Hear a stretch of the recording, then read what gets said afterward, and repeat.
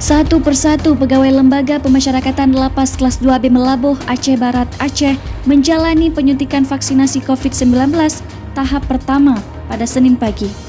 Penyuntikan vaksin tahap pertama ini dilakukan seluruh pejabat struktural dan juga seluruh pegawai tetap maupun petugas keamanan lapas. Pegawai yang akan menerima vaksin COVID-19 terlebih dahulu dicek kesehatan seperti screening, cek suhu tubuh, dan cek darah. Pemeriksaan kesehatan ini bertujuan untuk memastikan para pegawai lapas tidak memiliki penyakit bawaan dan penyakit lainnya sehingga layak divaksinasi.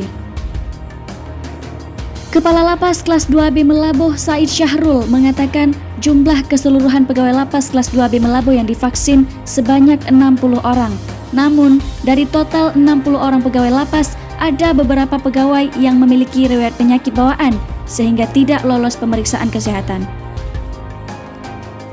Petugas kita berjumlah 60 orang, tapi yang divaksin sekitar 50-an orang karena ada yang sebagian ada yang melahirkan, ibu-ibu yang melahirkan, juga ada yang masih di rumah sakit. Kemudian pada saat pemeriksaan juga ada yang ada riwayat sakitnya sehingga tidak bisa divaksin. Khusus vaksinnya untuk pegawai kita Lapas Melabuh, sementara untuk yang warga binaan kita programkan untuk minggu depan.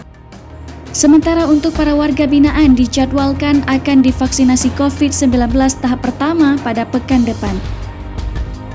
Vaksinasi kepada para pegawai lapas ini bertujuan untuk mencegah penyebaran virus corona di lingkungan lapas kelas 2B Melabuh.